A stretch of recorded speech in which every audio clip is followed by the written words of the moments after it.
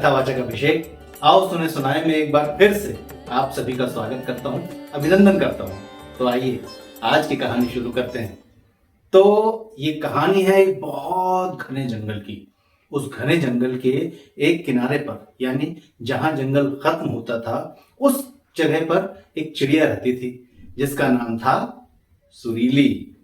सुरीली उस एरिया में अकेली ही रहती थी। वहां दूसरी कोई चिड़िया नहीं थी और कोई जानवर भी नहीं आता था, क्योंकि वहां तो जंगल खत्म हो रहा था ना। तो बहुत साल तक वो सुरीली वहां पर रहती थी। आसपास के जो पेड़ थे उनमें जो फल लगते थे वो फल खा खा कर मजे से अपना जीवन काट रही थी। खाती थी, गाती थी, सो जाती थी और यही चलता रहा। अब एक दिन उसकी ही जैसी एक और चिड़िया उस एरिया के ऊपर से होकर गुजर रही थी, तो रेस्ट करने के लिए वो सुरीली के पेड़ पर बैठ गई। उस चिड़िया का नाम था चमकीली। अब जब बैठ गई तो दोनों में आपस में बातें होने लगी। उसने पूछा, क्या नाम है तुम्हारा? सुरीली ने कहा, मेरा नाम सुरीली है।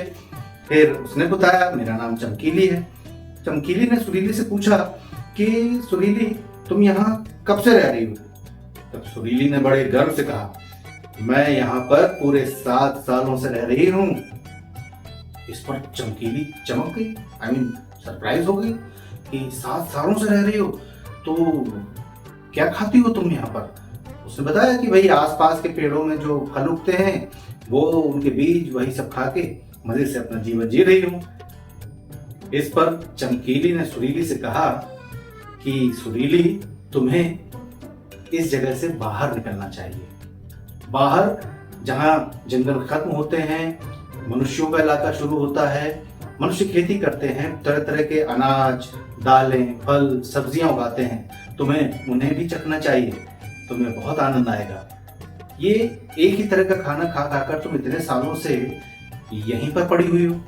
बाहर निकलना चाहिए तुम्हें, दुनिया बहुत बड़ी है।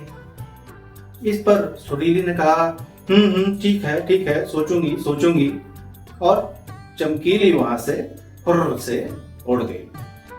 अब चमकीली के जाने के बाद सुरीली ने सोचा, क्यों ना यहां से बाहर निकल कर देखा जाए कि बाहर भाई और क्या क्या चीजें हैं।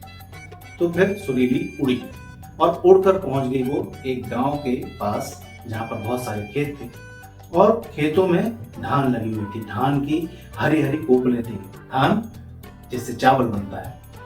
तो उसने वो खाना शुरू किया। उसे बहुत स्वादिष्ट लगा।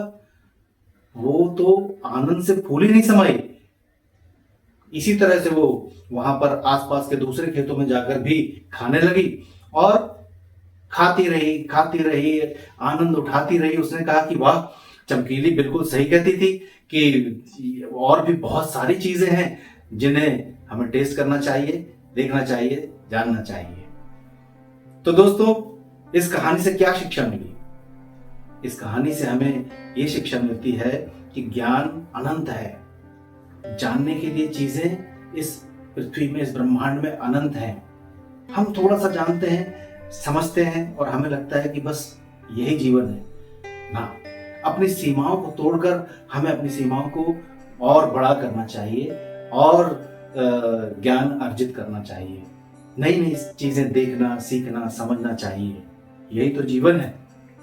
तो ये थी सुरीली की कहानी। इसके बाद सुरीली 6 दिन तक वहीं खाती थी, वहीं सो जाती थी। वो अपने घर वापस ही नहीं गई। लेकिन जब 7वें दिन वो अपने घर वापस पहुंची तो उसके बाद क्या हुआ वो मैं बताऊंगा अगली कहानी में। तब तक के लिए धन्यवाद।